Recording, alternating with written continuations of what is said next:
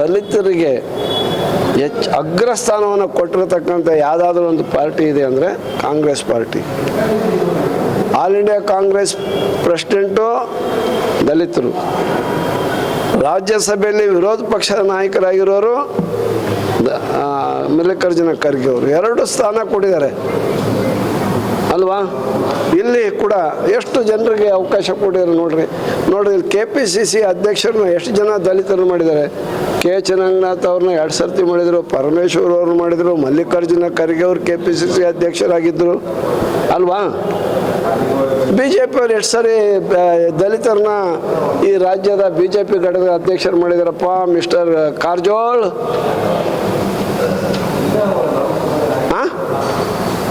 ಕಾಂಗ್ರೆಸ್ ಅಂದರೆ ಸಾಮಾಜಿಕ ನ್ಯಾಯ, ಸಾಮಾಜಿಕ ನ್ಯಾಯ ಅಂದರೆ ಕಾಂಗ್ರೆಸ್ಸು. ಗೊತ್ತಾಯ್ತರ.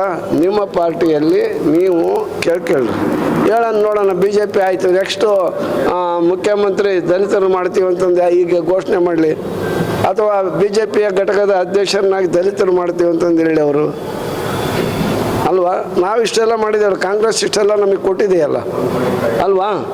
ಒಳ ಮೀಸಲಾತಿ ನೀವು 50 ಇರೋದನ್ನ 56ಕ್ಕೆ ಏರಿಸಿದ್ರಿ.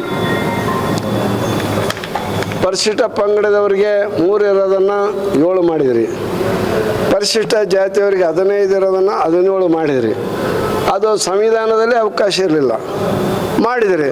ಅದೇ ರೀತಿ ಒಳ ಮೀಸಲಾತಿನೂ ಕೂಡ ಮಾಡಿದ್ರೆ ಏನಾಗ್ತಿತ್ತು, ಜಾರಿಗೆ ಮಾಡಿಬಿಡ್ಬೋದಾಯ್ತಲ್ಲ ನೀವು. ಇದನ್ನೆಲ್ಲಿತ್ತು, ಎಲ್ಲಿದೆ, ಯಾವ ಸಂವಿಧಾನದ ದಾರಿಯಲ್ಲಿ ನೀವು ಮಾಡಿದ್ರಿ. ಇಂದಿರಾ ಸಾಹ್ನಿ ಕೇಸ್ನಲ್ಲಿ ಸ್ಪಷ್ಟವಾಗಿ ಸುಪ್ರೀಂ ಕೋರ್ಟ್ ಹೇಳಿದೆ, ಏನು 50ಕ್ಕೆ ಮೀಸಲಾತಿ ಮೀರಬಾರ್ದು ಅಂತೇಳಿ. ಆಮೇಲೆ ಅರುಣ್ ಮಿಶ್ರಾ ಅವರು ಹೇಳಿದರು ಒಳ ಮೀಸಲಾತಿ ಮಾಡುವಂಥ ಅಧಿಕಾರ ರಾಜ್ಯ ಸರ್ಕಾರಕ್ಕಿದೆ ಅಂತಂದೇಳಿ.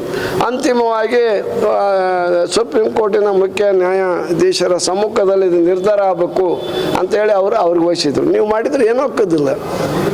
ಒಳ ಮೀಸಲಾತಿನ ನೀವು ಆದೇಶ ಮಾಡಿದರೆ ಏನೇನು ಆಗ್ತಿಲ್ಲ. ಕಾಂಗ್ರೆಸ್ನವ್ರಿಗೆ ನಾವೆಲ್ಲ ಇಷ್ಟು ಕಷ್ಟಪಡೋದೇ ಬೇಕಾಗಿರಲಿಲ್ಲ.